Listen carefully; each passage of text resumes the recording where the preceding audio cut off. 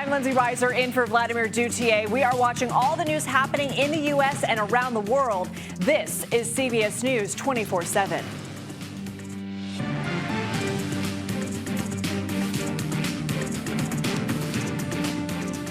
Bracing for attack, Israel is on high alert as a potential retaliatory strike from Iran and its proxies could come at any time with little to no warning.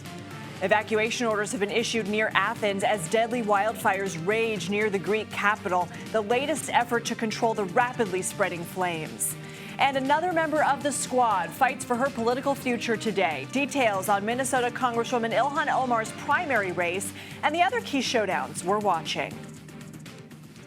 We begin this hour with the rising tensions in the Middle East as Israel braces for a potentially imminent retaliatory attack from Iran and Hezbollah. The White House says significant attacks could come as soon as this week. And CBS News has learned an attack on Israel could be launched with little to no warning. CBS News foreign correspondent Ramy Inocencio is following the latest from Tel Aviv. Ramy, good morning. Lindsay, hi there. Despite warnings from some parts of Israel and the United States in the past 24 hours that Iran or Hezbollah might finally launch those retaliatory strikes here on Israel, it is another night that it has not happened, at least not yet. And they started threatening nearly 2 weeks ago after the assassinations of two high-profile leaders in Beirut, then Tehran. Now, a U.S. official told CBS News yesterday that a limited attack from both Hezbollah and Iran could come with little to no warning. But last night, Israel's military spokesman Daniel Hagari went on national TV and appeared to tamp down fears of an imminent attack, stressing that there was no change to safety advice and that the military would warn people as soon as they could. He also stressed the military was at a high state of readiness and had increased patrols in the skies of Lebanon. Meanwhile, up and down the Gaza Strip yesterday, the Hamas-run health ministry said at least 25 people were killed in Israeli military operations in Gaza City, south to Khan Yunis and Rafah, which is on Egypt's border. And that is after at least 90 were killed in a strike on a school turned shelter over the weekend, and that was one of the worst mass killings since October 7th. The number of dead now is nearing 40,000, with 2 days left to those new and hoped for ceasefire talks with Hamas in Egypt. And Lindsay, Secretary of State Antony Blinken is now expected to be in the region this week. That's in addition to President Biden's top Mideast envoy, Brett McGurk, who has tentative plans, provided talks do go ahead. Ramy, thank you. For more on the unrest in the Middle East, I want to bring in CBS News Pentagon reporter Eleanor Watson. Eleanor, thanks for being here. I want to ask you, what kind of assets and intelligence does the U.S. have in the region to aid Israel? Hi, thanks for having me. That's right. As Ramy said, U.S. officials told us yesterday that an attack by Iran and Hezbollah could happen with little to no warning. But the timing is still unclear, which is why you see the administration still sending additional forces to the region to be prepared.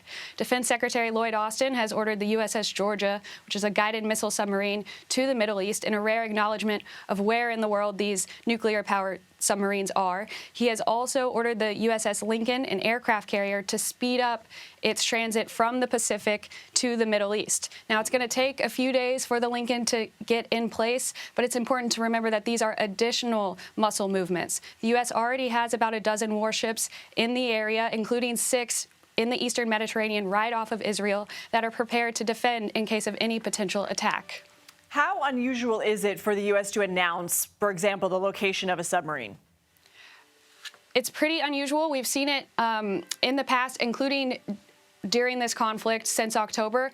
But the announcements are really a show of force. It's a sign to Iran, to its proxies, hey, the U.S. is here. The U.S. brings a significant military might. Please consider what you try and do here. I want to ask you about that because diplomatically, how is the U.S. threading this needle on sending more assets there, maybe as a deterrent to Iran and its proxies, but also that not being interpreted as escalation? That's a great question. The Pentagon has repeatedly said this is to defend Israel. And the U.S. has made the point to also say it's not just Israel that is at risk here.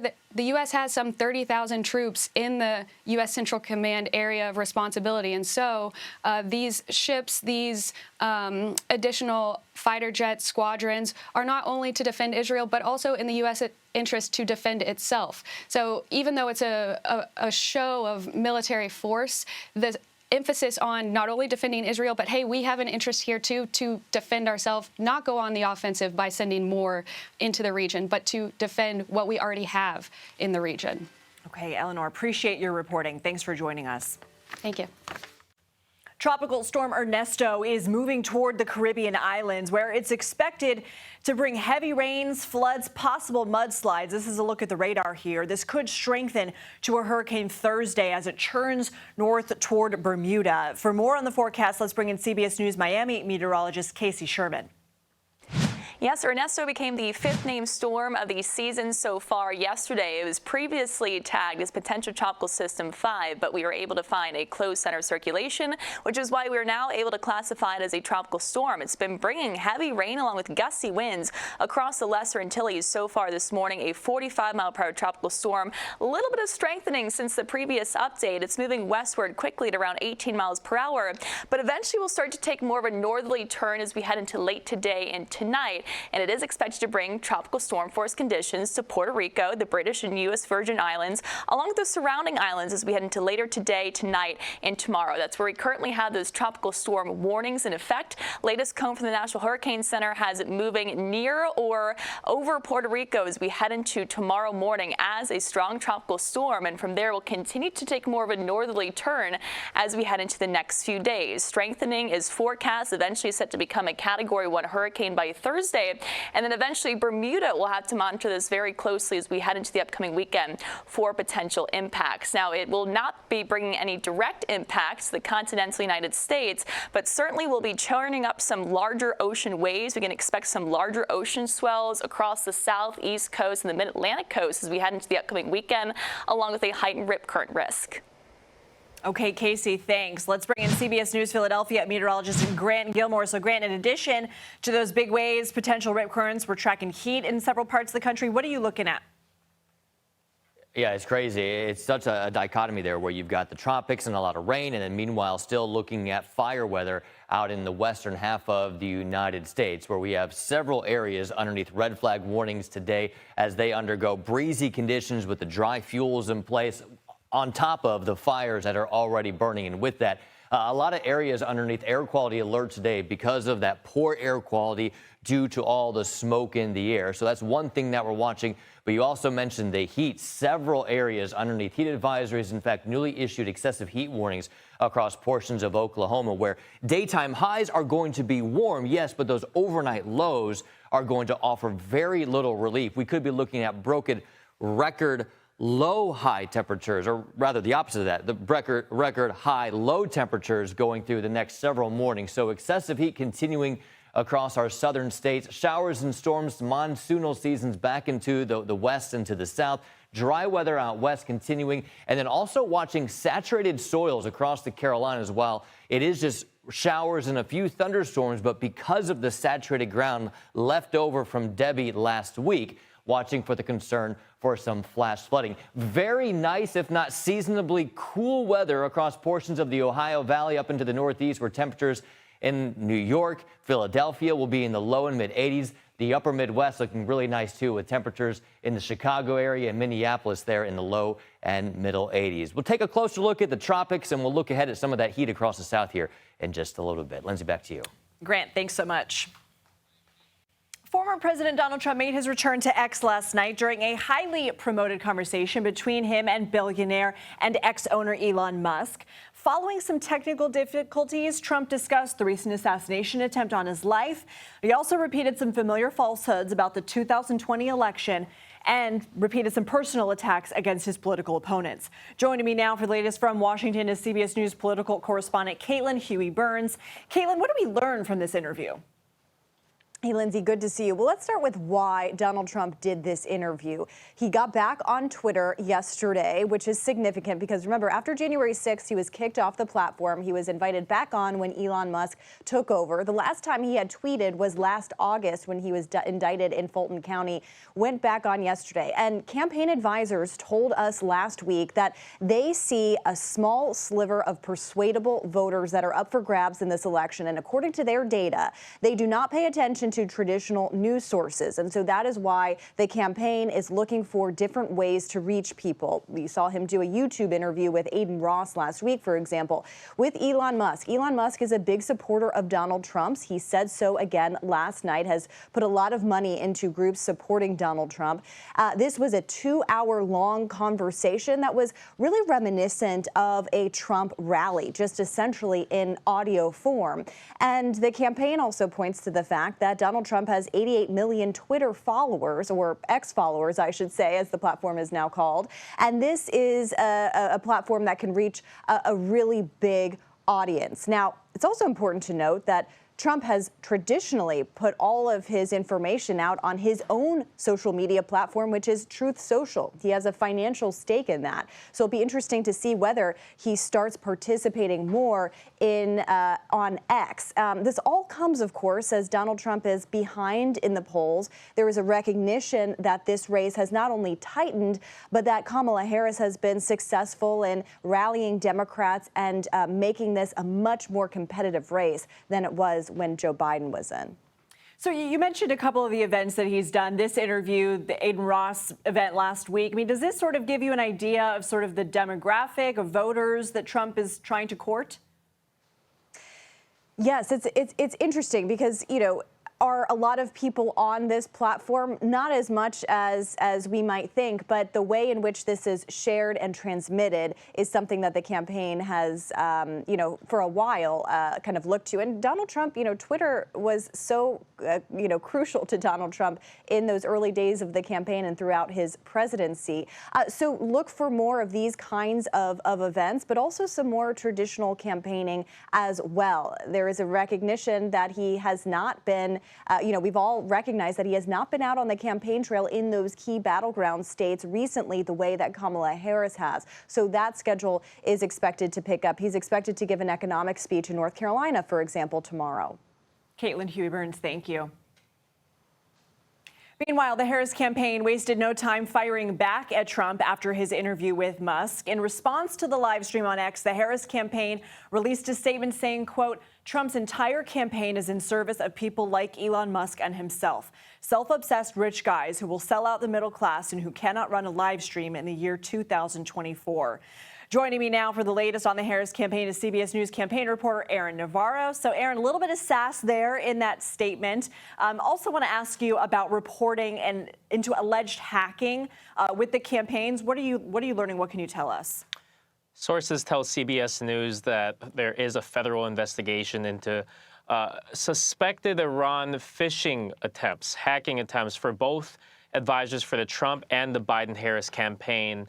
The Harris campaign said yesterday that they, quote, will vigilantly monitor and protect against cyber threats, and they are not aware of any security breaches of their systems.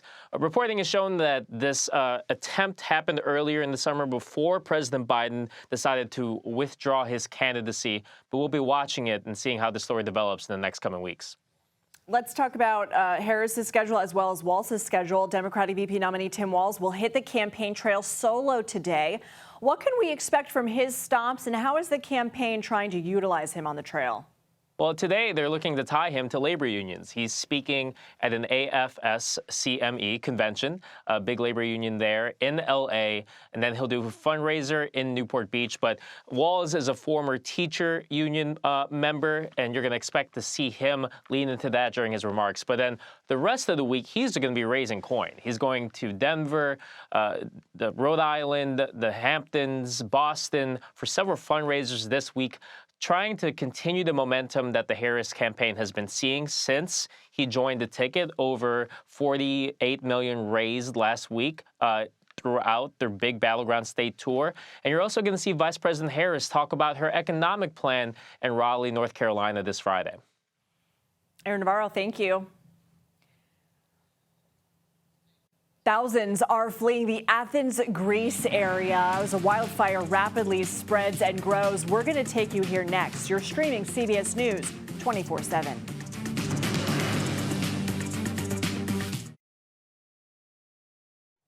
In Greece, thousands have been told to evacuate near the capital of Athens as the country battles the remnants of a major wildfire. At least one person has been killed and 66 others injured, mostly for smoke inhalation since the fire broke out on Sunday. And the situation could worsen today with winds expected to pick up. People in Athens are wearing face masks to try and protect themselves from the smoke. Joining me now from Athens is Jessica Parker with our partners at BBC News. Jessica. We're in an area in a northern suburb of Athens where clearly the fire hit over the last 48 hours. I mean, just look at that, the remains of properties, and this is quite a common sight in the area that we're in. And you can see residents surveying the damage. Maybe they had to flee yesterday and now they've come back to look at what remains of their properties. It's not, though, as if all properties by any means have been consumed by the fire. It is lots of pockets that you see, and that's what the fire service have been saying overnight. They're saying they're no longer fighting one main long front of this blaze, but rather lots of hot spots that they're having to monitor around this area of northern Athens and then northeast out of Athens where this blaze began on Sunday. We had the sad news as well overnight that the remains of a person believed to be a woman was found in the northern part of Athens in a shop. Now, this marks the first fatality that we know of these wildfires. This region, this area, Greece as well, of course, they do often see wildfires, and they have seen, very sadly, fatal incidents before. But that marks the first fatality that we know of in this particular incident. What the fire service are saying is that overall the situation appears to have improved somewhat, but they say conditions do remain dangerous over the coming days. Jessica, thank you. 2023 broke records for being the hottest year ever recorded. And now we're learning about the damage that heat has caused. A new study from the Barcelona Institute for Global Health says more than 47,000 people died of heat-related causes across Europe last year. The study looked at temperature and mortality records from 35 different countries.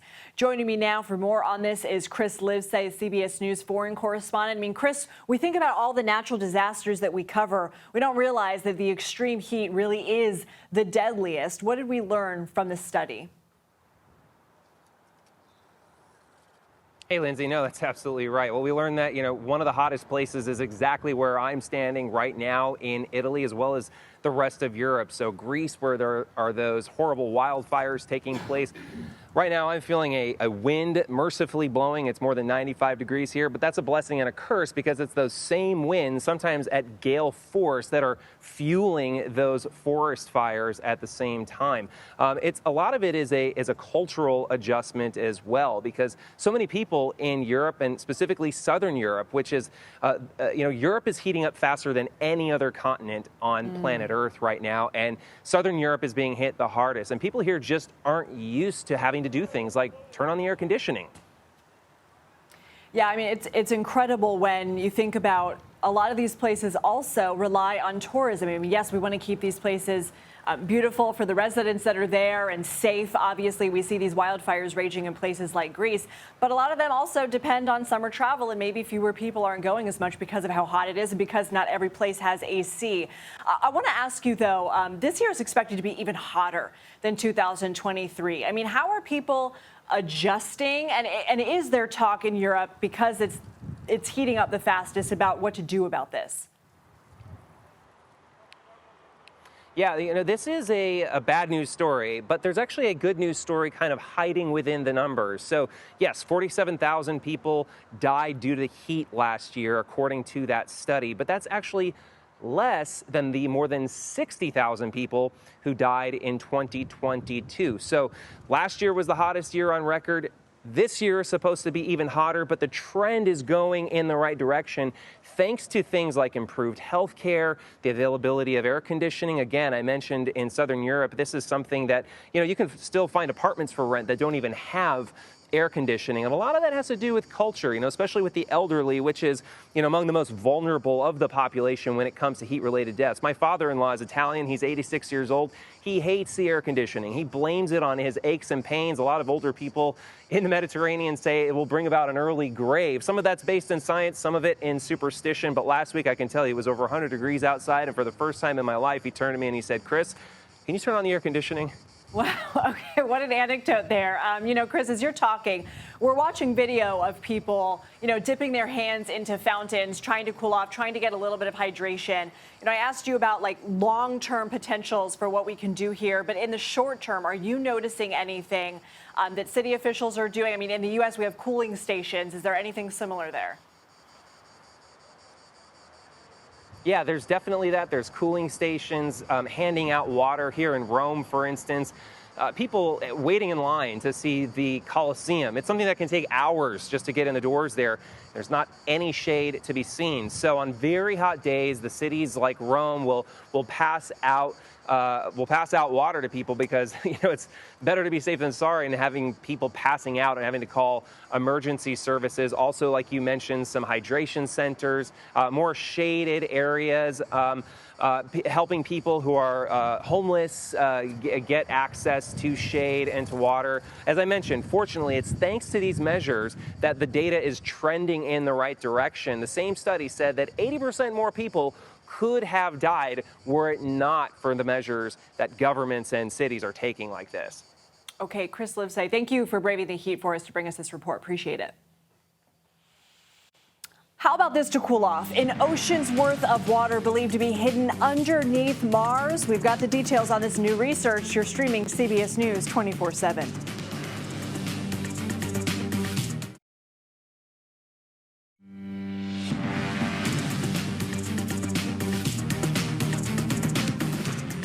Here's a look at some of the other top stories worth following. Robert F. Kennedy Jr. has vowed to appeal a ruling in New York, keeping him off the ballot. The independent presidential candidate is accused of using a sham address on his petition to appear on the ballot in order to claim residency in New York. Other states could use the ruling to keep him off their ballots as well. Arizona voters will get to decide whether to add the right to an abortion to the state's constitution in this year's November general election. Yesterday, state officials said they received more than enough signatures in support of adding that measure to the ballot. If approved, it would allow abortions up to 24 weeks in the state until a fetus could survive outside the womb. It would also restrict the state from adopting or enforcing any law that would prohibit access. Arizona currently bans abortions after 15 weeks. New research suggests there may be huge amounts of water hiding deep beneath the surface of Mars. Researchers from the University of California, San Diego say seismic data from NASA's InSight lander detected water buried in cracks up to 12 miles below ground. Scientists say it is enough to fill oceans on the planet's surface. The White House is trying to secure a peace plan in the Middle East amid rising tensions in the region. Let's go ahead and bring in senior White House and political correspondent Ed O'Keefe for more. Ed, what is the latest you're hearing from the administration, and how fraught are these meetings right now? How delicate is this proposal? It is still pretty delicate, given that there's no guarantee that meetings will happen later this week as requested by the United States, Egypt, and Qatar. We are also waiting word on whether any other U.S. officials will travel to the region in the coming days to try to ward off not only a potential stalemate in the ceasefire and hostage swap conversations, but also the potential for retaliation from Hezbollah or Iran itself for what Israel had done to kill leaders of Hamas and Hezbollah in Lebanon and in Iran. The president himself, while getting his usual security briefing today, isn't likely to say much more about it publicly as he heads to New Orleans for an event around his so-called Cancer Moonshot initiative to talk about that. But we know that he has been closely monitoring the situation and is keeping in close touch with world leaders on that side of the globe about what may or may not transpire, not only in terms of an attack on Israel, but then the ongoing conversations between Israel and Hamas and other countries trying to get those two sides to agree to a deal. We know that Hamas hasn't yet committed to having a seat at the table. What is your read right now on the likelihood of these meetings taking place with all parties necessary? That's the big unknown, Lindsay, and it's hard to gauge that from Washington. While there was a hope that that would happen, that Hamas has not committed to doing so is telling. And the fact that so much of that region is waiting to see whether Hezbollah or Iran itself commits some kind of retaliatory attack and how that could disrupt the situation even further is part of what's holding all of this in suspense. But we know that senior U.S. officials remain engaged. We know that they are ready to be far more active in those talks should they come to be, and otherwise are just trying to get all sides to keep talking instead of keep fighting. And we know Vice President Harris has been involved in some of the Situation Room discussions and meetings. What is her role in this?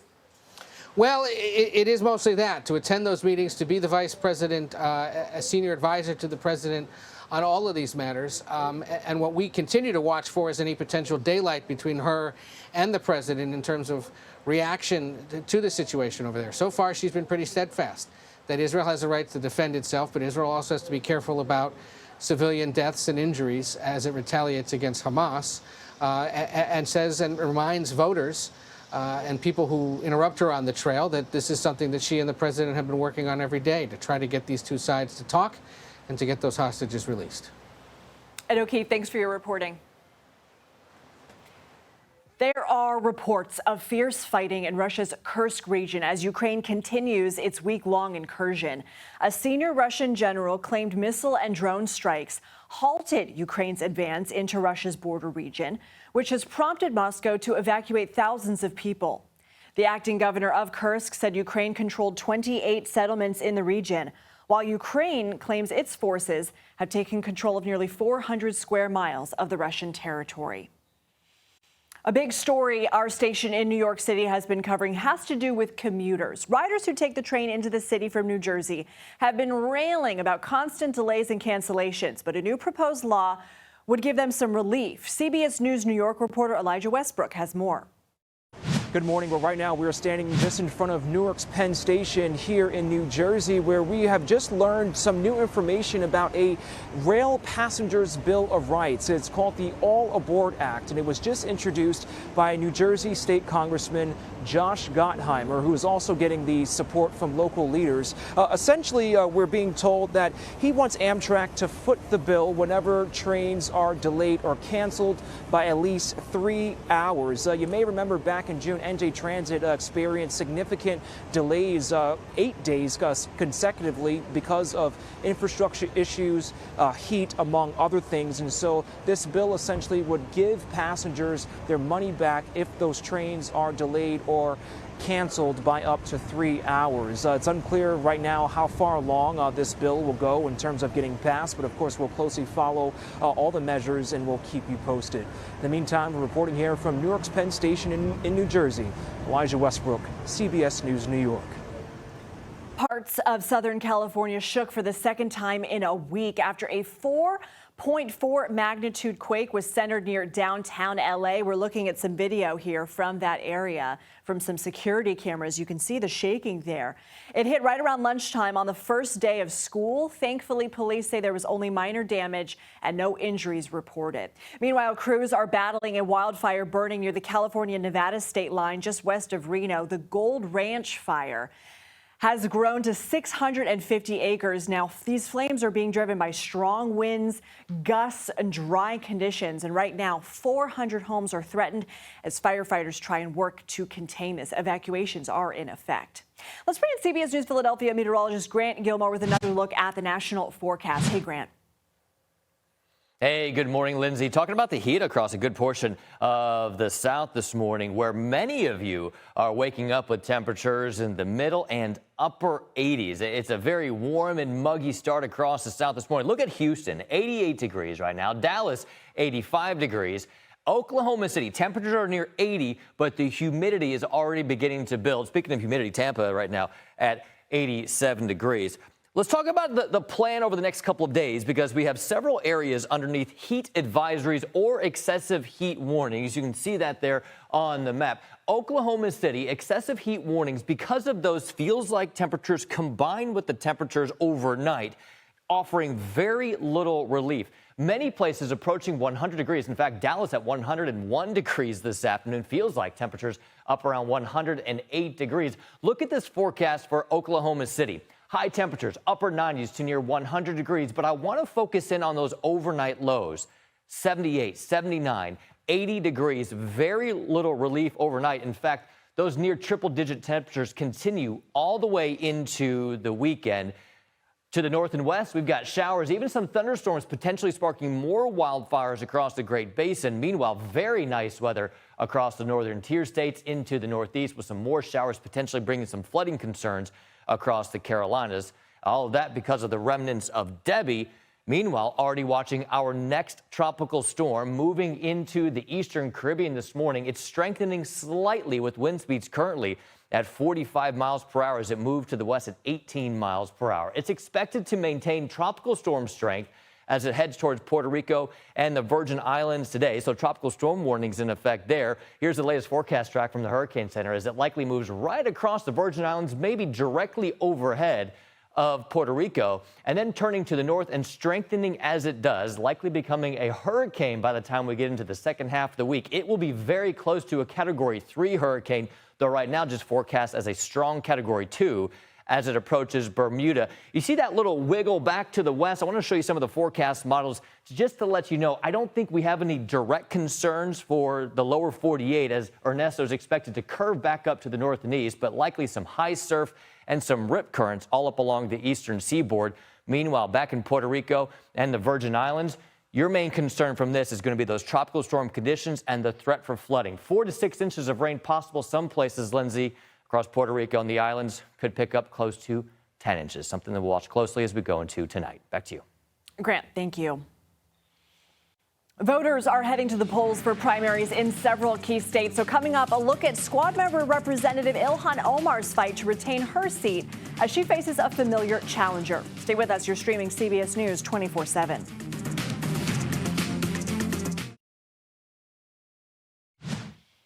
Voters head to the polls today in several important primary races. Down-ballot primaries will be held in Minnesota, Wisconsin, and Vermont. In Connecticut, voters will be electing state, district, and municipal offices. And one of the primaries we are watching today features a rematch between Democratic Minnesota Representative Ilhan Omar and her challenger, Don Samuels. Now, she beat Samuels by less than 2,500 votes the last time the two faced each other. I want to bring in CBS News political reporter Hunter Woodall for more. So, Hunter, Omar is a part of the progressive House members group known as the Squad. We already saw 2 squad members get out primary, Jamal Bowman and Cori Bush. Their races, though, were the most expensive that we've seen this year. I mean, is Ilhan up against the same amount of money being poured in for her opponent? Well, good morning, Lindsay. This contest that Representative Omar is facing is distinctly different in several ways from the races you mentioned against Representative Cori Bush in Missouri and Representative Jamal Bowman in New York. Obviously, both Representative Bush and Bowman lost their contest, but there was millions and millions in outside spending from a group affiliated with the American Israel Public Affairs Committee. So far, we're not seeing that same heavy outside group interest in this race to try and oust Representative Omar. That money was key in defeating Representative Bush and Representative Bowman. And this is what's important to note as well. Representative Omar has won contested primaries in past cycles. In 2020, she had an incredibly well-funded challenger.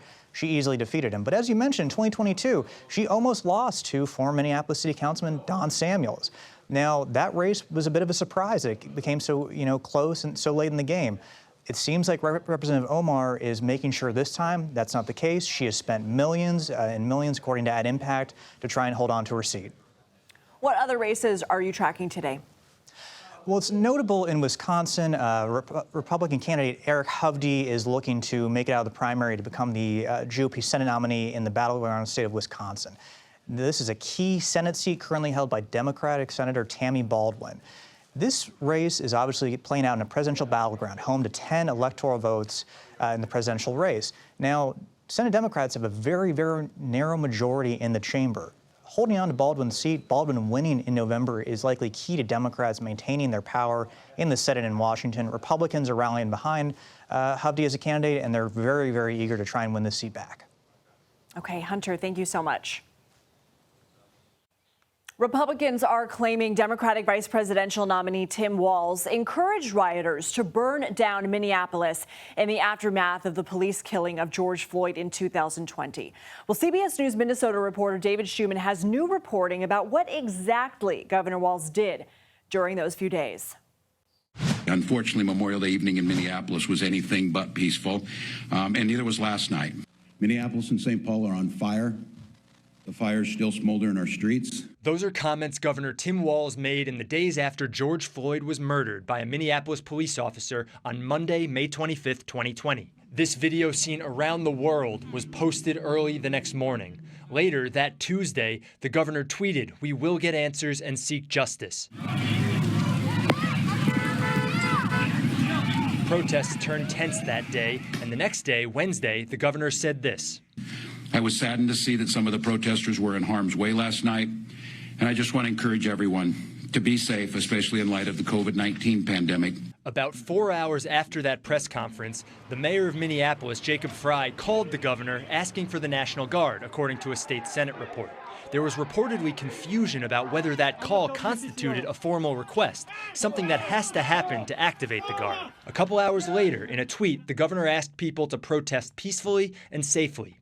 At 9/11 that night, another request from then Police Chief Madera Arredondo asking the state in an email for 600 National Guard soldiers. But an independent review commissioned by the city found the request did not follow established policies or protocols. The looting and fires continued that night and into the next day. At 10:55 the next morning, Thursday now, Mayor Frey's office sent Walz a formal request for the Guard. By 4 p.m., the governor had them activated. That night, about 45 minutes after Minneapolis police abandoned the 3rd Precinct, the Guard tweeted more than 500 soldiers had been activated to the Twin Cities. Still, that night was not peaceful.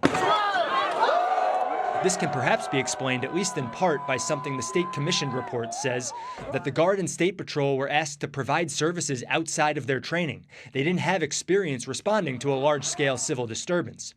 At 9 a.m. Saturday morning, Walz announced he was fully mobilizing the entire Guard, an unprecedented move. And last night is a mockery of pretending this is about George Floyd's death. A couple days later, on Monday, this call with then-President Donald Trump. I was very happy with the last couple of days, Tim. You called up big numbers, and the big numbers knocked them out so fast it was like bowling pins. David Schumann, WCCO News. Well, coming up, we're going to switch gears. Banksy has done it again, revealing a new animal-themed mural at the London Zoo. What it depicts this time. You're streaming CBS News 24/7.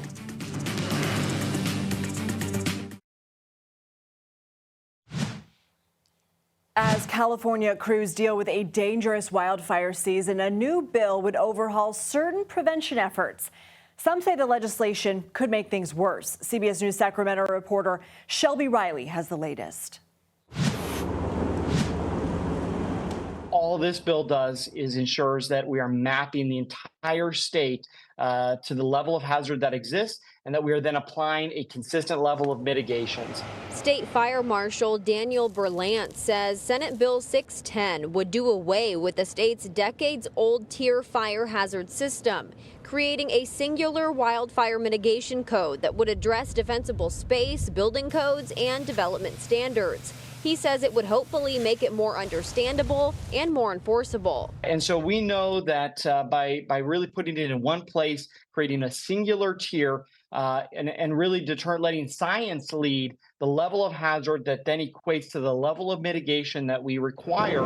But not everyone is backing the new plan. It throws the baby out with the bathwater by completely abolishing the existing system. JP Rose is the policy director at the Center for Biological Diversity and says this measure sounds off alarm bells. He says the measure seems like it's designed to allow more development and more people in high-risk wildfire areas, which he says could inevitably cause more destruction. So it's perpetuating this myth that if we just do the right mitigation measures, we can build in these areas safely, but that's simply not true. Rose referenced the Camp Fire in 2018 and says 56% of homes that were built to current fire standards still burned down.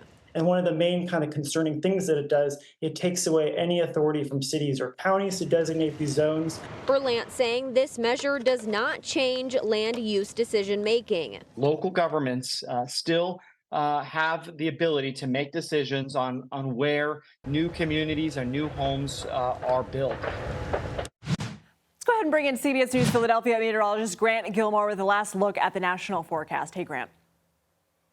Hey, Lindsay, keeping an eye on those fire conditions across the west today, across the Great Basin, several areas underneath red flag warnings today.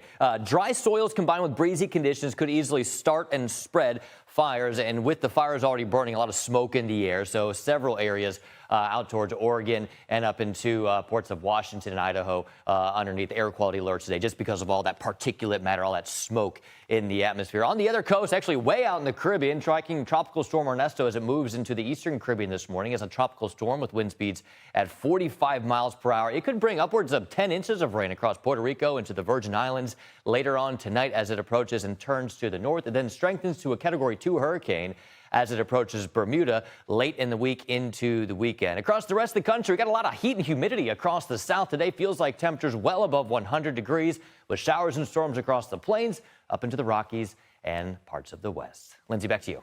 Sounds good, Grant. Thanks. An exclusive Los Angeles staple has figured out the trick of staying under the radar, but somehow in the spotlight at the same time. CBS's Jonathan Vigliotti takes us inside the hidden world of California's Magic Castle. Nestled in the Hollywood Hills, there is a mysterious club where the bouncer is an owl. And getting in requires a few choice words. Open sesame. It's magic. The doors at the Academy of Magical Arts first opened in 1962. For more than 60 years, Hollywood's elite have coveted one of this town's most exclusive tickets. The Magic Castle. It's a bucket list destination. People come from all over the world. And they come to see the magic. The castle has launched the careers of many icons, including Penn and Teller, and a young sleight of hand artist who would later become the king of late night. How significant is the Magic Castle to the magic community? It's Carnegie Hall for magicians. It's an honor to be here. Nick Dopich performs up-close magic at the castle's library bar. We're going to take a screenshot. But when you take a screenshot, the card doesn't end up on top because that's not the screen, obviously. The screen is, of course, on the... Oh, that's right. I forgot. Screenshot doesn't put it on the bottom. Screenshot puts it under my water. That's my fault. That's completely my fault. Yeah, that's my bad. That's what happened. Oh, thank God I saved it. I don't know. Anyways. But perhaps the club's best trick is the rare experience it provides for members. Erin, everyone. Like Erin Collins and her husband, Chris Velasco. I used to put on magic shows when I was a kid. When I first learned about the Magic Castle, I thought, I gotta be a part of that. We had some friends invite us here. Like, oh yeah, we have to join. And now they're extending the invite to their friends, like Jared Warrington. It's just an experience from the minute you walk in the door. I mean, everything is a show. The decor to the food to the magic. All this magic does not come cheap.